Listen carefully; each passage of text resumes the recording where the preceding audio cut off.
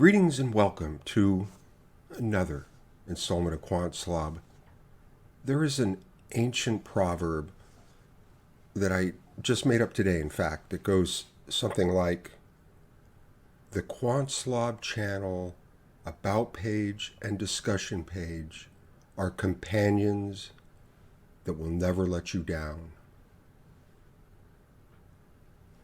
I'm sorry. It's just so beautiful.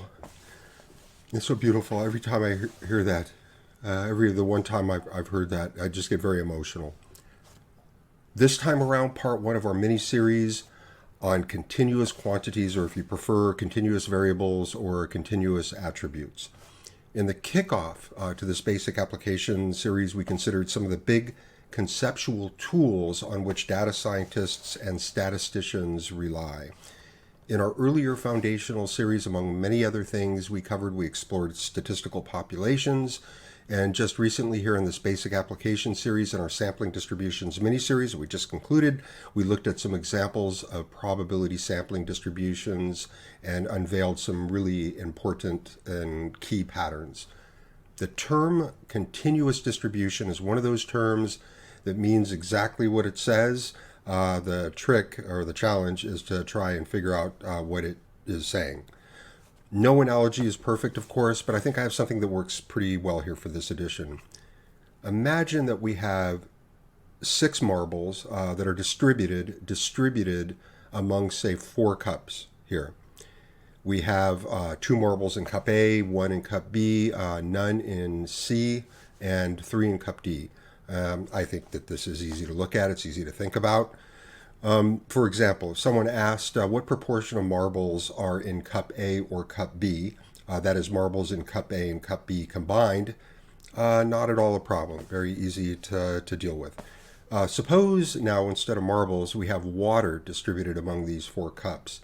As long as we can measure how much water is in each cup, this distribution too is easy to work with. In the same spirit, if someone were to ask us, like with the marbles, what proportion of water is in cup A or cup B, not at all a problem. Easy to deal with, easy to look at, easy to work with. Suppose now that in the process of putting the cups away, one of the cups gets spilled. So the question here is, how do we describe the distribution of water here on the table surface?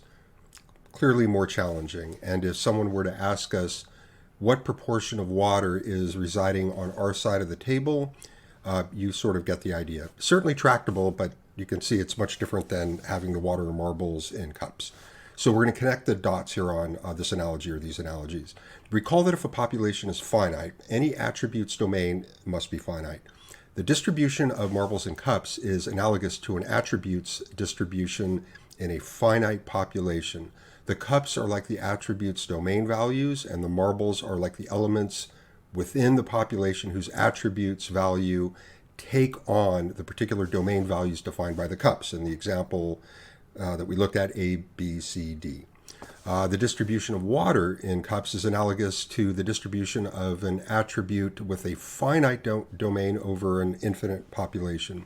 Again, the cups are like the attribute domain values, and the water is like the elements within the population whose attribute value takes on the particular domain values defined by the cups, just like with the marbles, A, B, C, D. The distribution of water on a tabletop is analogous to a continuous attributes distribution in an infinite population. Here, the continuum of the tabletop represents the attribute domain values, and the water is like the elements within the population whose attribute takes on the particular domain values defined by their location on the table's surface. Make sure to check out part 2 of this mini-series. We're going to pick things up in part 2 of this mini-series. That is going to do it this time around. Thank you very much for tuning in, and don't forget to stay tuned for more Quant Slob.